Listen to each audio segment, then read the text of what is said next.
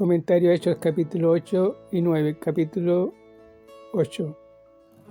Los capítulos 1 a 7 han descrito el periodo de prueba durante el cual se ofreció el reino a Israel por tercera vez. Los capítulos 8 al 12 describen el periodo de transición durante el cual ocurren los siguientes cambios. 1. El centro de actividad pasa de Jerusalén a Antioquía. 2. El mensaje va de los judíos a los samaritanos y luego a los gentiles. 3. Las actividades de Pedro tienen menos importancia y Pablo llega a ser el líder. 4. La economía del reino se reemplaza por la actividad de la iglesia. La iglesia existía desde el Pentecostés, pero ahora se revela su significación y luego en el programa de Dios mediante el ministerio de gracia que Pablo lleva a cabo. 5. Se reemplaza el evangelio del reino por el evangelio de la gracia de Dios. Si el eunuco etíope fue negro, como algunos lo dicen en los capítulos 8 al 10, se tiene 3 conversiones destacadas que se colocan paralelamente a los 3 hijos de Noé en Génesis capítulo 10, versículo 18. El etíope sería descendiente de Cam, Pablo un judío de Sem y Cornelio un gentil de Jafet. Así tenemos un cuadro del evangelio yendo a toda la humanidad. Felipe el evangelista, capítulo 8, versículo 1 al 25. Satanás de nuevo atacó como león tratando de devorar a los creyentes. Pablo era el líder principal en esta gran persecución y con posterioridad lo admitió varias veces. Hechos capítulo 26, versículo 10 y 11. Nótese que Pablo definitivamente afirmó que perseguía a la iglesia de Dios, lo cual prueba que la iglesia ya existía antes de su conversión. Si bien su lugar en el plan de Dios todavía no se había revelado, algunos enseñan que Dios tenía que enviar la persecución para obligar a los apóstoles a dejar Jerusalén y cumplir su comisión, pero esto es completamente errado. Para empezar, los apóstoles no salieron de la ciudad, sino que con valentía se quedaron para dar su mensaje a los líderes judíos, testificar a los perdidos. Los apóstoles esperaban contra toda esperanza que Israel se arrepintiera y se salvara. Podían tener este ministerio solo en Jerusalén. El mandamiento que Cristo les dio fue que se quedaran allí. Sería Pablo el que llevaría el evangelio hasta lo último de la tierra. La persecución es una oportunidad para el servicio y Felipe se menciona aquí como un ejemplo de evangelista. Efesios capítulo 4, versículo 11, llamado al diaconado. Capítulo 6, versículo 5, como Esteban, antes que el Felipe descubrió dones espirituales adicionales y llegó a ser un poderoso evangelista.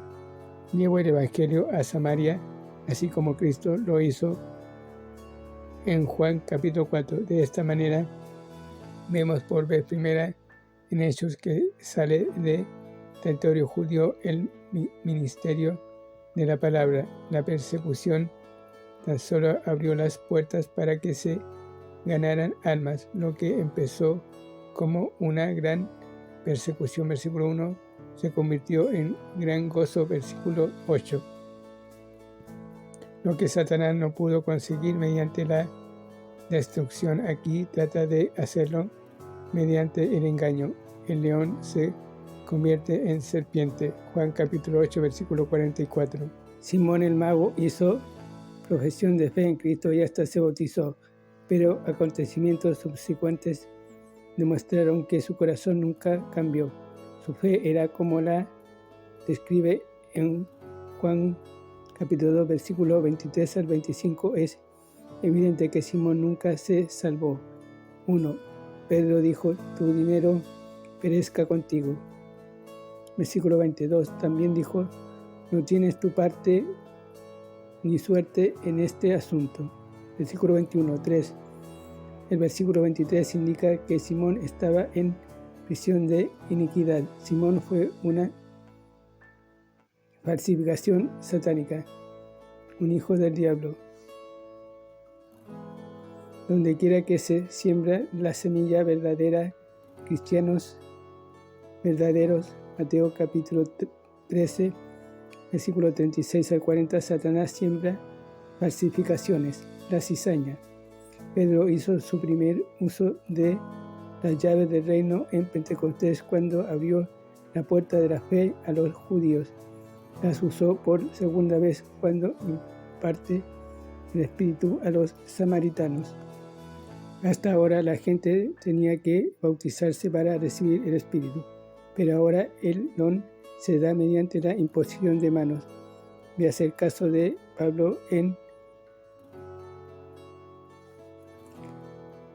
versículo 9, capítulo 9, versículo 17, los que enseñan que el mandamiento de Pedro en capítulo 2, versículo 38 es la exigencia de Dios para hoy, tienen serias dificultades para explicar cómo estos creyentes samaritanos recibieron el Espíritu varios días después de su bautizo.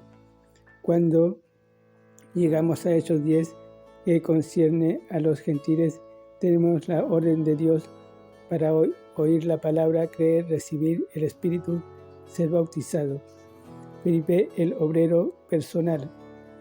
Versículo 26 al 40. Cualquier cristiano puede disfrutar de un despertamiento tal como el que Dios dio en Samaria, pero no todo el mundo dejaría tal reunión para conducir un alma a Cristo. Felipe obedeció al Señor y halló a un etíope, indudablemente un prosélito de la fe judía, un hombre que era un alto funcionario en su tierra. Vemos en este acontecimiento los factores necesarios para la obra personal eficaz y para ganar almas con eficiencia. El varón de Dios, Felipe, fue obediente al Espíritu yendo hacia donde Dios le conducía. Conocía a Cristo como su Salvador personal. El método de Dios para ganar a otros no usa la maquinaria denominacional, las atracciones mundanas o promociones de alto calibre. Dios usa personas, hombres y mujeres entregados que obedezcan al Espíritu. Felipe era la clase de evangelista que estaba dispuesto a dejar la reunión pública con sus emociones para ayudar a un alma a hallar la paz en un lugar donde solo Dios podía ver.